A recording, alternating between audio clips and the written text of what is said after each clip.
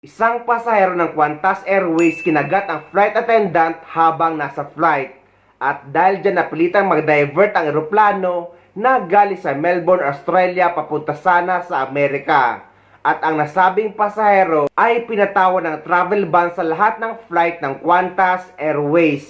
Napilitang mag-divert ang isang Qantas flight mula sa Melbourne, Australia at patungo sana sa Dallas, Texas, United States.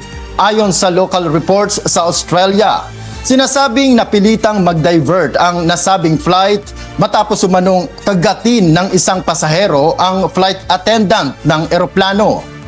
Dahil sa insidente, pinatawan ng no-fly ban ang naturang pasahero para sa lahat ng Qantas flight. Dati nangyari na rin ang ganitong insidente na flight galing Tokyo na isang Amerikano kinagat ang flight attendant habang nasa flight. At dahil dito napilitang bumalik ng eroplano sa Tokyo Airport. Napilitang bumalik ang isang shuttle-bound All Nippon Airways flight sa Tokyo matapos kagatin ng isang pasaherong Amerikano ang flight attendant nito.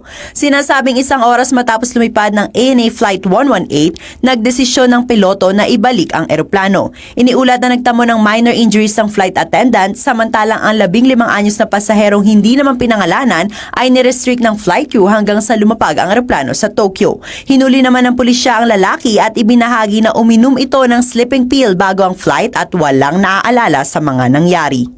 Parang may sapak sa utak ang mga gumagawa nito. Ngayon, lifetime travel ban tuloy sila sa eroplano na sinakyan nila.